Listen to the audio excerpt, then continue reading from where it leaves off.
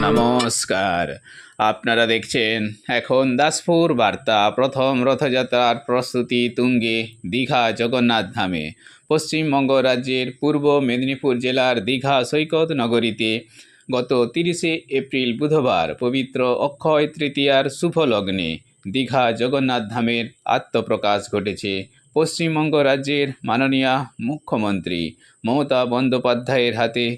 প্রভু জগন্নাথ মন্দিরের দ্বারোদ্ঘাটনের মাধ্যমে সারা রাজ্যে বিতরিত হচ্ছে এই প্রভু জগন্নাথের মহাপ্রসাদ সম্প্রীতির বাতাবরণে।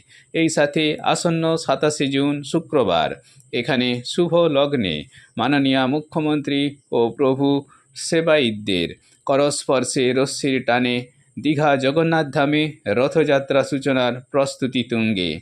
সাজো সাজো রব। এতে নিরাপত্তাসহ সকল রকম বন্দোবস্তের পর্যবেক্ষণে ও তত্ত্বাবধানে মাননীয় মুখ্যমন্ত্রী 25শে জুন এই তীর্থক্ষেত্রে হাজির হয়েছেন। তাঁকে ঘিরে অভিনন্দন জ্ঞাপনে জনসমাগম উপচে পড়েছে। এই রথযাত্রায় স্বদেশীসহ বহু বিদেশির সমাগমেরও আভাস পাওয়া যাচ্ছে। এসবেরই কয়েক ঝলক রয়েছে এখন দাসপুর বার্তার পর্দায়। Like and follow with subscribe এখন দাসপুর বার্তা। এই দাসপুর বার্তায় যুক্ত হন, আলোর পথে এগিয়ে চলুন। এ যেন রথ ভাবে আমি দেব, পথ ভাবে আমি, মূর্তি ভাবে আমি দেব, হাসি অন্তর্যামী।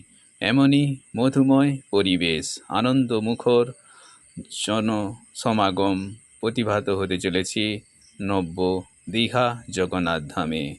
বহু বিদেশির আনাগোনাও। সবাইকে সুশৃঙ্খলভাবে এই রথযাত্রা উপভোগে আমন্ত্রণ ও আহ্বান জানিয়েছেন মাননীয় মুখ্যমন্ত্রী মমতা বন্দ্যোপাধ্যায়। জয় জগন্নাথ, জয় মা মাটি মানুষ।